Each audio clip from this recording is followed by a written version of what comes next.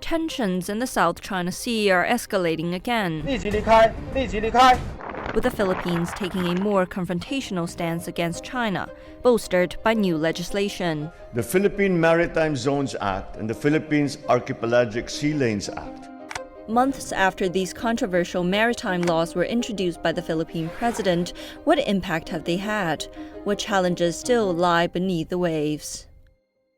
Let's begin with the Maritime Zones Act and why China considers it problematic.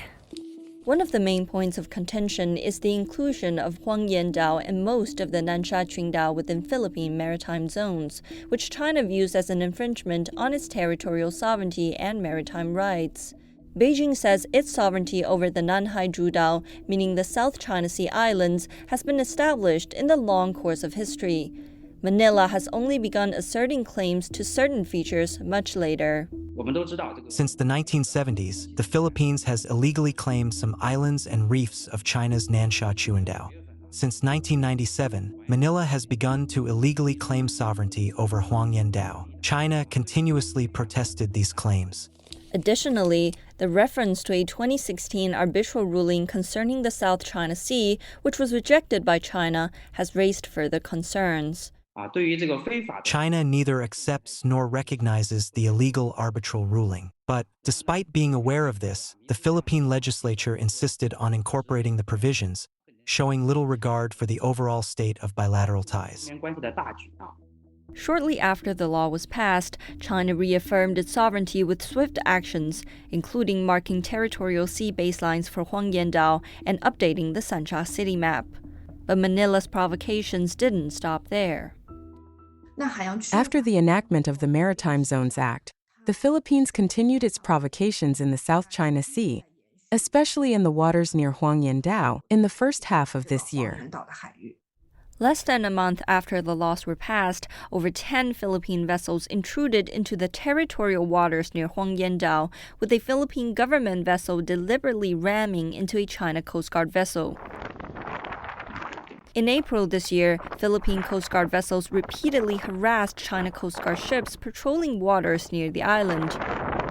菲律宾4409船，这里是中国海警黄岩舰，你船未经允许进入中华人民共和国黄岩岛海域，违反中华人民共和国相关法律，请调整航向，立即驶离。 Meanwhile, Philippine aircraft hovered.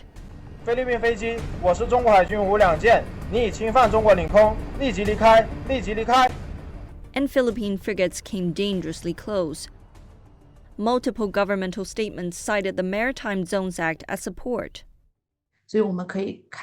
By repeatedly sending military aircraft and vessels to intrude into the territorial sea or airspace of Huangyan Dao, the Philippines attempts to consolidate the illegal gains it obtained through this act.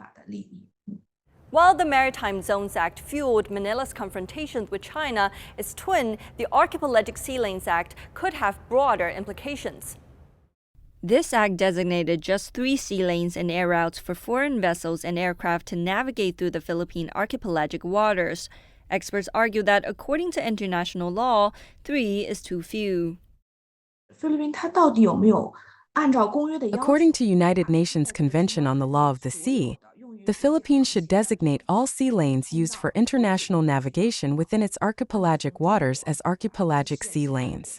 Based on statistics and past practices, there should be at least 5 to 8 such lanes, but not all have been designated. For the 3 designations to take effect, they still need approval from the IMO, the International Maritime Organization. The Philippines has until November to submit the specific coordinates of its archipelagic sea lanes to the IMO. If these routes are approved, they could restrict the legitimate navigation rights of Chinese and regional countries' vessels traversing Philippine archipelagic waters. So who was responsible for these laws? One key figure was Senator Francis Tolentino, known for his hardline stance against China and numerous provocative statements. I call for the creation of a West Philippine Sea Command. I look forward to seeing the day when we will be expelling some Chinese diplomats. Tolentino failed to secure a seat in the Senate, effectively ending his ability to play the China card. Still, the repercussions of his loss continue, leaving a legacy that could further destabilize the South China Sea. Chen Yuan, CGTN, Beijing.